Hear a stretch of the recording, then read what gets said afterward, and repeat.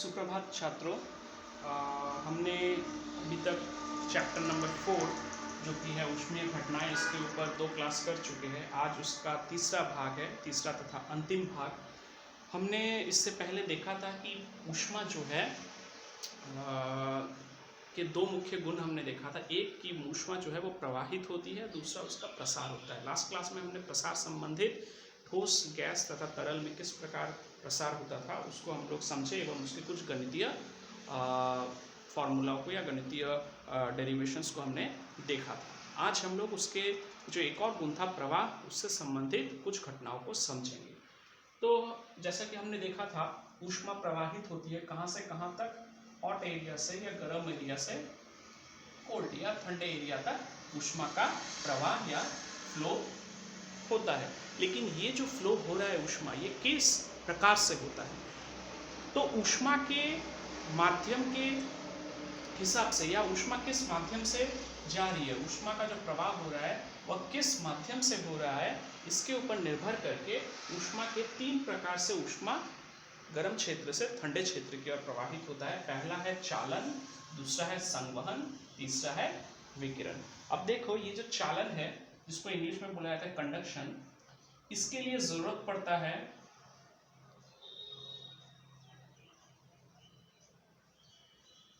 माध्यम।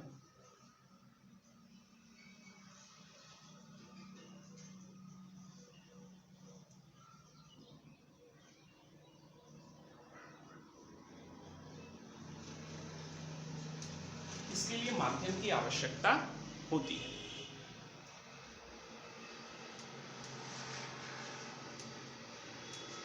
अगर हम लोग देखें संवहन के लिए, तो इसके लिए भी तथा चालन जो है ये किस में देखा जाता है? ये ठोस में देखा जाता है। ठोस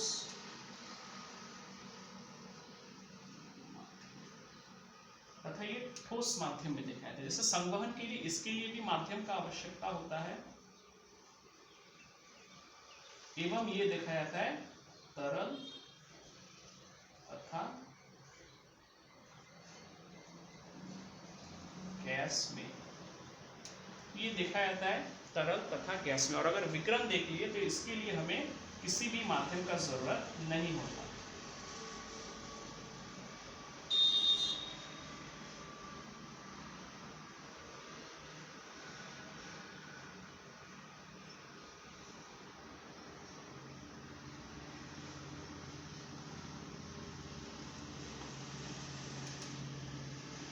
तो हमने देखा ऊष्मा का प्रवाह 3 प्रकार से हो रहा है। चालन के द्वारा, जिसके लिए माध्यम की आवश्यकता होती है तथा ये ठोस चीजों में ही संभव है। संवहन, इसके लिए भी माध्यम की आवश्यकता होती है और ये प्रक्रिया देखा जाता है तरल तथा गैस में। एवं विकिरण, जिसके लिए किसी प्रकार का कोई माध्यम की आवश्यकता नहीं होती है, ये बिना माध्यम का ही यहाँ पे ऊष्मा का प्रवाह एक गर्म क्षेत्र से ठंडे क्षेत्र की ओर होता है। अब इसको समझने के लिए हम लोग 3 उदाहरण देखते हैं। पहला देखते हैं चालन का उदाहरण अपने वास्तविक जीवन से। ये हमने पहले भी कहा था कि मान लो मेरे पास एक चम्मच है या एक लोहे धातु से बना हुआ एक खाना पकाने का खंती है। अगर मैं इसको गर्म कर रहा हूं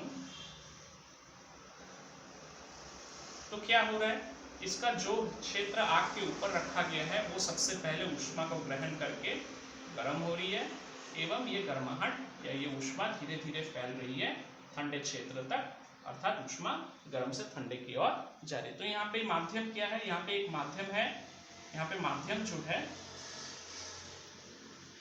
वो है धातु तथा तरीका जो है वो है चालन। तो यहाँ पे धातु है अर्थात ये ठोस है।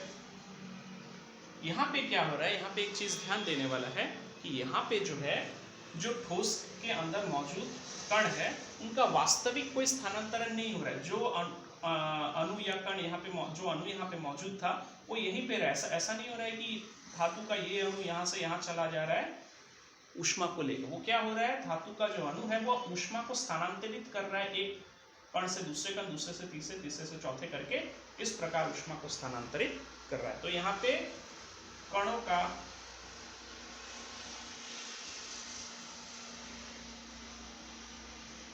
वास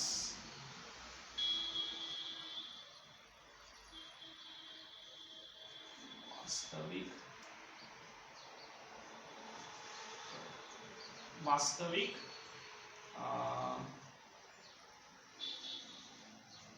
स्थिति में कोई परिवर्तन नहीं हो रहा।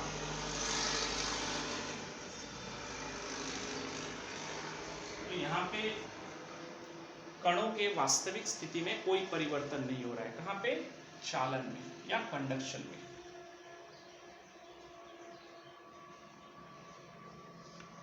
तो हम लोग देख रहे हैं चालन में माध्यम की आवश्यकता होती है, जो कि एक धातु है तथा ठोस है, एवं कणों का वास्तविक स्थिति में कोई परिवर्तन नहीं हो रहा।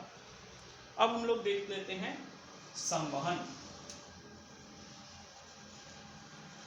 संवहन जो घटना है, इसमें क्या हो रहा है?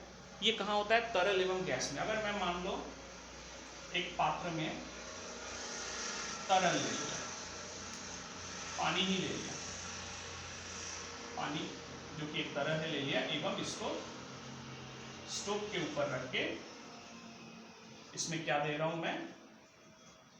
ऊष्मा दे रहा हूं। तो तुम लोग ध्यान दिए होंगे कि जब हम लोग पानी को गर्म करते हैं तब क्या होता है? सबसे पहले कौन सा हिस्सा पानी का गर्म होता है? ये वाला हिस्सा सबसे पहले गर्म होता है। फिर धीरे धीरे ऊष्मा जो है ऊपर की ओर जाके ठंडा क्षेत्र को भी गर्म करने लगती है। फिर जब ठंडा क्षेत्र थोड़ा गर्म हो जाता है, वो चला आता है नीचे, और यहाँ का ठंडा क्षेत्र चला जाता है ऊपर। तो यहाँ पे क्या हो रहा है? एक करंट पैदा हो रहा है। ये वो बिजली वाला करंट नहीं है, मतलब एक स्रोत पैदा हो रहा है कि ऊपर का ठंडा पानी, नीचे का पानी जब गर्म हो जाता है, हल्का हो जाता है, ऊपर चला जाता है, ऊपर का ठंडा पानी जो गर्म होता है वो नीचे चला आता है। तो यहाँ पे क्या हो रहा है? इस प्रक्रिया से जो ऊष्मा का स्थानांतरण, जहाँ पे कण, वास्तविक कण, जो पानी के कण है, वो वास्तविक रूप में ऊष्मा की गर्माहट के चलते अपना स्थिति में परिवर्तन कर रहे हैं, तो इसको कहा जाता है संवहन। तो यहाँ पे हम लोग क्या देख रहे हैं? यहाँ पे हम लोग देख रहे हैं कि जो माध्यम है वो है तरल या फिर गैस, और यहाँ पे जो हो रहा है, यहाँ पे कणों का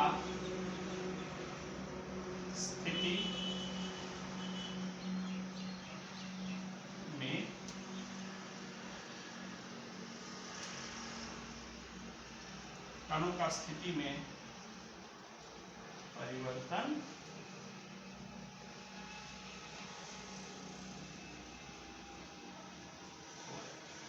तो एक मुख्य अंतर हम लोग को क्या देखने को मिला चालन एवं संवहन प्रक्रिया में? संवहन में पहला तो ये कि ये तरल तथा गैस में देखा जाता है, या तरल एवं गैस में ही इस प्रकार से ऊष्मा का प्रवाह होता है, एवं यहाँ पे कणों का, जो माध्यम के कण है, जो तरल या गैस के जो कण है, वह वास्तविक रूप में अपना स्थिति में परिवर्तन कर रहे हैं।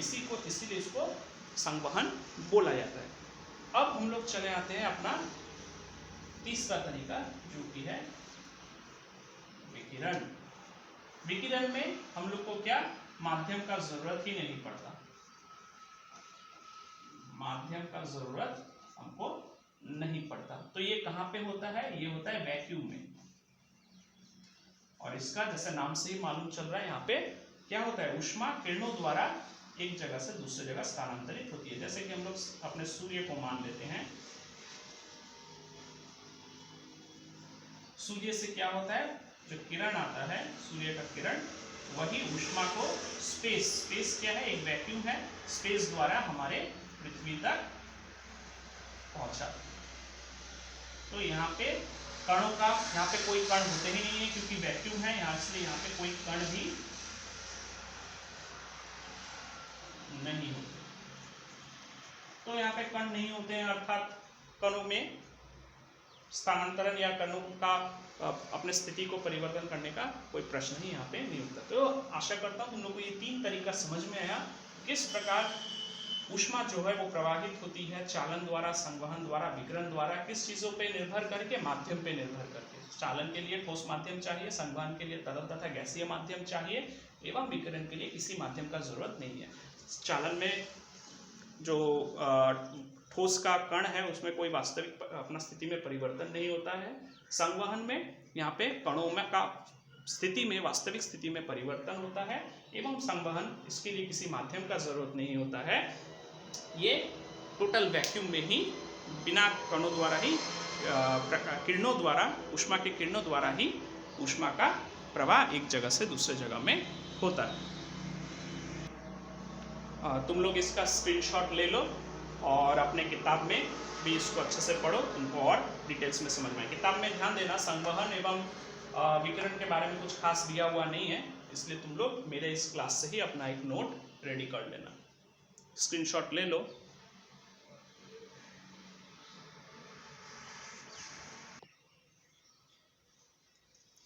अच्छा, तो हमने अभी तक चालन देखा था, संवहन देखा था एवं विकिरण देखा था। अब हम लोग चालन से संबंधित एक गणितीय डेरिवेशन को देखेंगे एवं वहाँ से जो दो इम्पोर्टेंट चीज़ों को समझेंगे वो है ऊष्मा की चालकता या फिर थर्मल कंडक्टिविटी किसे कहते हैं, एवं ऊष्मा चालन का गुणांक या कोफिशिएंट ऑफ थर्मल कंडक्शन किसे कहते हैं। तो हमने देखा, क्या देखा कि ऊष्मा ठोस वस्तुओं में एक स्थान से गर्म स्थान से ठंडे की ओर जाते हैं। अब ये किन चीज़ों में अच्छा होता है, मैंने पहले ही इससे पहले के क्लासेस में कहा था कि सुचालक बहुत अच्छा ऊष्मा के चालक होते हैं, वो बहुत अच्छा ऊष्मा को एक स्थान से दूसरे स्थान तक प्रवाहित कर सकते हैं। एवं कुछ ऐसे होते हैं जो उतने अच्छे सुचालक नहीं होते और कुछ ऐसे होते हैं जो बिल्कुल ही चालक नहीं होते। तो अब एक सुचालक को उन चीज़ों से कैसे अलग करें जो कि अच्छा चालक नहीं होते, तो इसके लिए हम लोग जिस शब्द का इस्तेमाल करते हैं वो है ऊष्मा की चालकता, थर्मल कंडक्टिविटी। जैसा कि हम लोग जानते हैं कि धातु जो होता है उसका जो कंडक्टिविटी होती है, चालकता जो होती है वो ज्यादा होती है किससे, अधातु से। तो चालकता या थर्मल कंडक्टिविटी किसी पदार्थ का वह गुण है जो ये निर्धारित करती है कि वह वस्तु ऊष्मा को कितने सुचारू रूप से एक स्थान से दूसरे स्थान तक प्रवाहित करेगी। अब हम लोग एक छोटा सा कैलकुलेशन देखते हैं जहाँ पे हम लोग ऊष्मा चालन का गुणांक को डिराइव करेंगे एवं उसको समझेंगे। मान लो तुम्हारे पास एक ठोस धातु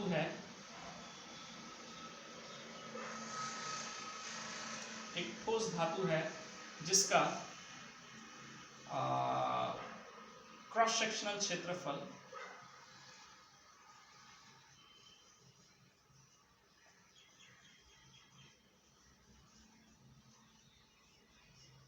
ए। कौन सा है क्रॉस सेक्शनल क्षेत्रफल? अगर मैं ये धातु का टुकड़ा मान लूं तो इस धातु का टुकड़ा का जो ये वाला क्षेत्रफल है इसको बोला जाएगा क्रॉस सेक्शनल क्षेत्रफल, ये वाला, ठीक है। बीच से काटने पर जो क्रॉस सेक्शन हमको मिलेगा वो है क्रॉस सेक्शनल एरिया। मैंने यहाँ पे ये सिलिंड्रिकल बनाया, ये क्यूबॉइडल भी हो सकता है, किसी भी तुम्हारा किसी भी शेप का ये हो सकता है। एवं अगर इसका थिकनेस मैं मान लेता हूं, मोटाई मान लेता हूं d, ठीक है, तथा मैं तापमान का जो अंतर है वो सिरा, इस वाले सिरे में θ1 और θ2, जहां पे थीटा जो है ये है तापमान एवं θ1 ज्यादा है θ2 से, तो डेल्टा थीटा क्या हो जाएगा? तो डेल्टा थीटा, जैसे कि इससे पहले भी मैं बताया था, डेल्टा थीटा होता है तापमान का अंतर। तो ताप का अंतर, तो क्योंकि θ1 बड़ा है तो θ1 माइनस θ2।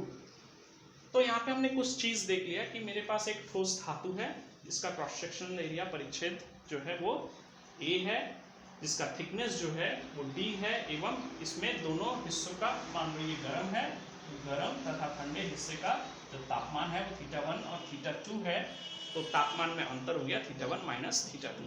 अब इस ठोस के टुकड़े को जब ऊष्मा दिया गया तब देखा गया कि Q अगर हम लोग मान लेते हैं ऊष्मा का परिमाण तो देखा गया प्रयोग द्वारा, प्रयोग में क्या देखा गया कि ये जो ऊष्मा दिया जा रहा है ये समानुपाती है क्रॉस सेक्शनल एरिया का, ऊष्मा जो है समानुपाती है डेल्टा थीटा का या तापमान में अंतर का, ऊष्मा जो है समानुपाती है टी। अब यहाँ पे टी क्या है? समय। कौन सा समय? ये समय है। कौन सा समय? जितने समय तक ऊष्मा दिया गया, जितना समय तक ऊष्मा दिया गया, एवं Q जो है विलोमानुपाती है उस थिकनेस का, जो मोटाई है उस धातु के टुकड़े का, उसका विलोमानुपाती है। तो इन सभी समीकरणों पे, ये अगर समीकरण 1 मान लेते हैं, समीकरण 2 मान लेते हैं, समीकरण 3 मान लेते हैं, समीकरण 4 मान लेते हैं, ये सभी समीकरणों को मिलाने पर हमें क्या मिल रहा है? Q समानुपाती है A delta theta into T बटा D। अगर कल भी मैंने बताया था कि जब भी हम समानुपाती चिन्ह को बदलते हैं इक्वल टू द्वारा, तो हमें एक स्थिरांक लाना पड़ता है, वह स्थिरांक होगा A delta theta into T by D। ये जो K है, ये K ही कहलाता है क्या? ऊष्मा चालन का गुणांक, ये K ही कहलाता है ऊष्मा चालन का गुणांक, तथा ये हो गया उसका फॉर्मूला। तो तुम लोग इसका स्क्रीनशॉट ले लो कि ऊष्मा चालन का गुणांक का सूत्र क्या है एवं ऊष्मा चालन के गुणांक को कैसे हम लोग डिराइव करेंगे। अब इसका जहाँ तक परिभाषा रहा, मैं परिभाषा यहाँ पे नहीं लिख रहा हूँ, वो तुम लोग की किताब में काफ़ी अच्छे से दिया हुआ है, मैं केवल समझा देता हूँ कि परिभाषित करने के लिए मैं इस समीकरण को थोड़ा और अलग तरीके से यहाँ पे लिख रहा हूँ। कैसे? K इक्वल्स टू, या फिर तुम लोग यहीं से समझ सकते हो, अलग से लिखने का जरूरत नहीं है।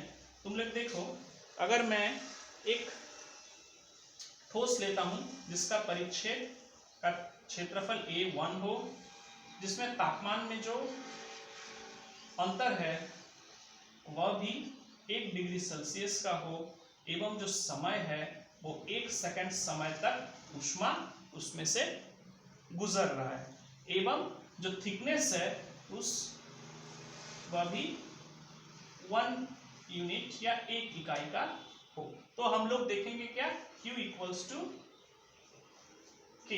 तो यहीं से हम लोग परिभाषित कर सकते हैं कि ऊष्मा चालन का गुणांक K, ऊष्मा चालन का गुणांक किसी भी ठोस धातु से गुजरने वाले ऊष्मा का वह परिमाण है जो कि तब गुजरेगा जब उस परिच्छेद का जो क्षेत्रफल है वो यूनिट हो, टेम्परेचर का जो अंतर है वो भी इकाई हो, टाइम जो हो 1 सेकंड का हो, एवं उसका जो थिकनेस है वह 1 यूनिट या 1 इकाई का हो। इसको एक और तरीके से मैं बोलता हूँ, अगर कोई ठोस चालक हो जिसका क्रॉस सेक्शनल एरिया इकाई हो, तापमान उसके दोनों सिरों में तापमान का अंतर 1 डिग्री सेल्सियस हो, और 1 सेकंड के लिए उसकी थिकनेस जो है 1 यूनिट हो, एवं 1 सेकंड के लिए उसमें से जो ऊष्मा गुजर रही है वह ऊष्मा ही उसका ऊष्मा चालन का गुणांक कहलाता है। तो इसका भी तुम लोग स्क्रीनशॉट ले लो। हम लोग का जो ऊष्मीय घटनाएं था चैप्टर था, चैप्टर नंबर 4, उसमें यही सब मुख्य टॉपिक थे। उम्मीद करता हूँ तुम लोग को ये जो 3 क्लास में चैप्टर नंबर 4 समझाया गया ये अच्छे से समझ में आया होगा। किताब के पीछे जो MCQ दिया हुआ है वो तुम लोग का होम टास्क रहेगा, तुम लोग उसको स्कूल के जो क्लास कॉपी है उसमें करोगे, एवं जब स्कूल फिर से खुला जाएगा इस पेंडेमिक के ख़त्म होने के बाद, तब हम लोग उस प्रश्नावली को देखेंगे। ठीक है, तो तुम लोग उस प्रश्नावली को एज ए होमवर्क करोगे। तो उम्मीद करता हूँ ये पार्ट तुम लोग का समझ में आया। नेक्स्ट क्लास से हम लोग चैप्टर नंबर 5 शुरू करेंगे। तुम लोग का दिन अच्छा बीते, तुम लोग सुरक्षित रहो।